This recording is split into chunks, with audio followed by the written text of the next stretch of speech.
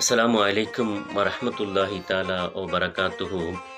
அன்பிற்கினியவர்களே, மனிதன் ஒரு குயிலை பார்த்து சொல்கின்றான், குயிலே, உன்னுடைய குரல் அழகாக இருக்கிறது, இனிமையாக இருக்கிறது, ஆனால் உன்னுடைய நிறமோ பார்ப்பதற்கு அசிங்கமாக இருக்கிறது என்பதாக. அடுத்து கடலை பார்க்கின்றான், கடலை பார்த்து சொல்கின்றான், கடலே, நீ எவ்வளவு அழகாக இருக்கிறாய், ஆனால் உன்னிடத்தில் இருக்கக்கூடிய அந்த உப்பு என்கிற தன்மை உன் மீது வெறுப்பை ஏற்படுத்துகிறது என்பதாக.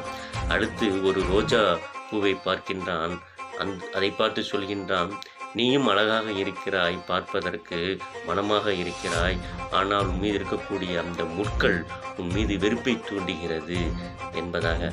கடைசியாக இந்த மூன்றும் மனிதனை பார்த்து சொன்னதாம், ஓ மனிதா, நீயும் பார்ப்பதற்கு அழகாக இருக்கிறாய், ஆனால் மற்றவருடைய குறைகளை பற்றி பேசுவதால் நீயும் அசிங்கமாக இருக்கிறாய், அருவருப்பாக இருக்கிறாய் என்பதாக. எனவே எப்பொழுதும் நாம் மற்றவருடைய குறைகளை பற்றி பார்ப்பது பேசுவதை விட்டுவிட்டு நம்மிடத்தில் இருக்கக்கூடிய குறைகளை நிறைவு செய்து நம்மோடு இருப்பவுடன் அன்போடு வாழ்வோம். அஸ்ஸலாமு அலைக்கும் வரஹ்மத்துல்லாஹி தஆலா வ பரகாத்துஹு.